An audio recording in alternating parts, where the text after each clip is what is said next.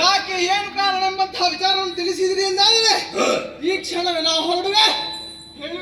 ಮಗನೇ ಲೋಹಿತನ ಹತ್ರ ನಿನ್ನ ಅತ್ತೆಯ ಕರಗಳೆರಡನ್ನು ಕಡಿದಿದ್ದಾನೆ ಕಂದ.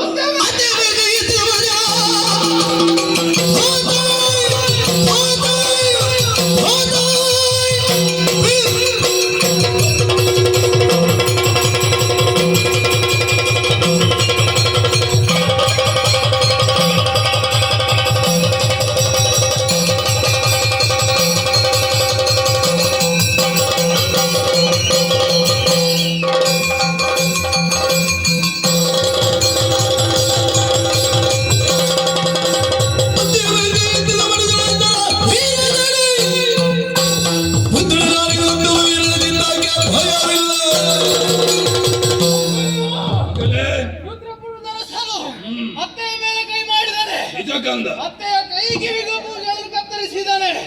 ಆತನನ್ನು ಬಿಡುವವ ನಾನಲ್ಲ, ನಿಮ್ಮ ಭೋಗಪುತ್ರನಲ್ಲ, ಧರ್ಮಪುತ್ರನಿದ್ದೇನೆ. ಒಂದಪ್ಪಣೆಯನ್ನು ಕೊಟ್ಟಿರಿ ಎಂದಾದರೆ ಆತನ ರಕ್ತವನ್ನು ಹೀರಿ ನಾ ಬರುವವನಿದ್ದೇನೆ.